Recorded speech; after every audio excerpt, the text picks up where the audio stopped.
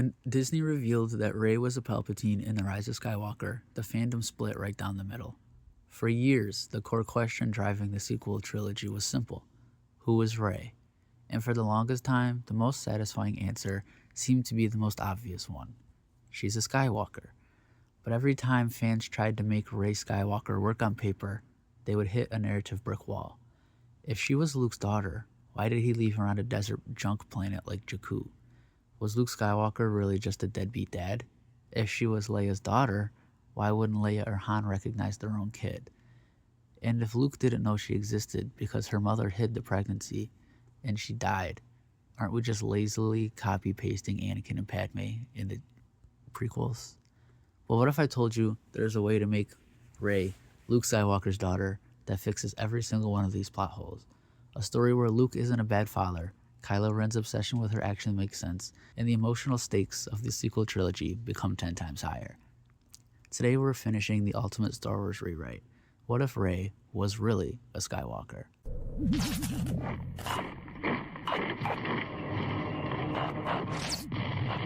To make the story work, we have to go back to the night Luke's Jedi Academy fell.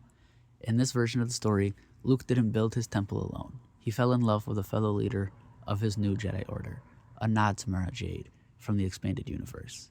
Together, they had a daughter named Rey. When Ben Solo falls to the dark side, under Snoke's influence, and burns the Academy, Rey's mother dies defending the young Leagues, trying to help them escape. Luke arrives at the burning ruins, shattered, and finds 5-year-old Rey alive in the wreckage. Now put yourself in Luke's boots. Ben Solo hasn't just turned to the dark side. Snoke is actively hunting down anyone with Skywalker blood to eliminate threats to his First Order. Luke is terrified. He realizes his own immense grief and anger and desire for revenge are pulling him toward the dark side, the exact path his father took.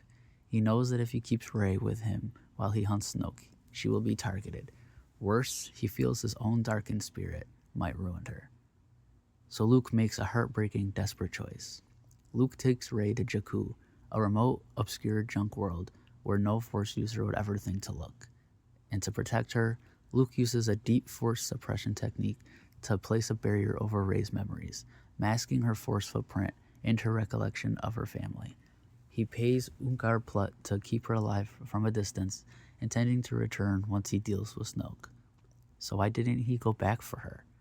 Because broken by guilt and trauma, Luke goes into exile on Ahch-To and cuts himself entirely off from the Force. But when he severs his connection to the Force, he unknowingly breaks the spiritual anchor that kept her memory alive in his mind. He doesn't completely forget she exists, but without the Force guiding him, he convinces himself that he is a curse to everyone he knows, and that she is safer if he never finds her. Now I know what you're thinking.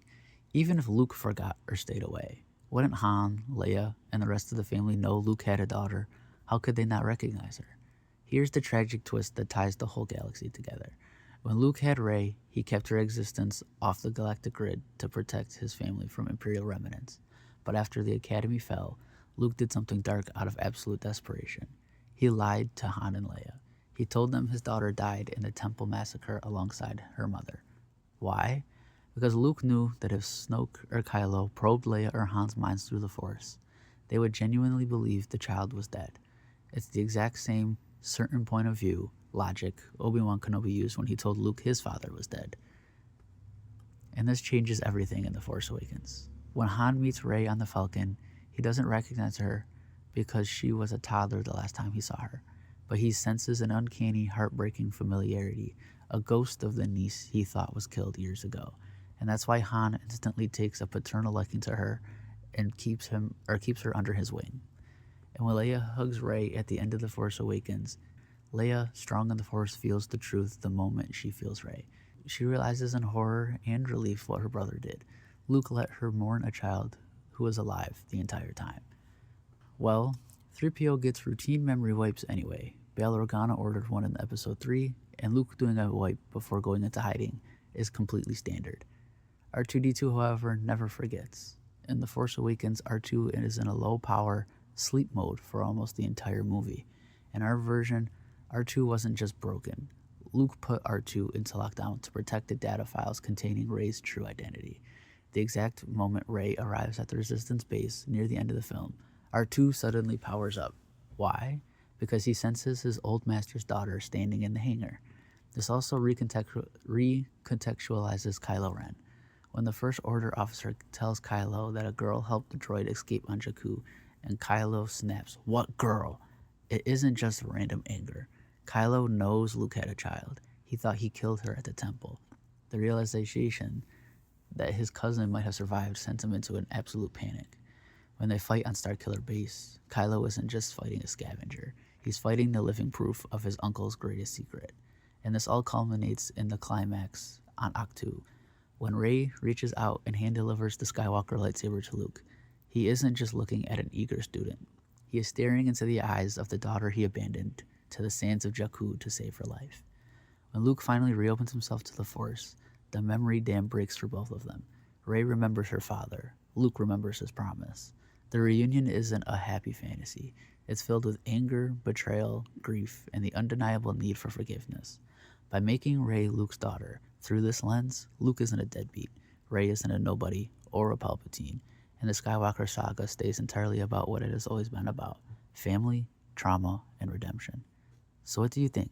Does this solve the Rey Skywalker puzzle for you? How would you have written the sequel trilogy? Let me know in the comments below, and don't forget to hit and subscribe.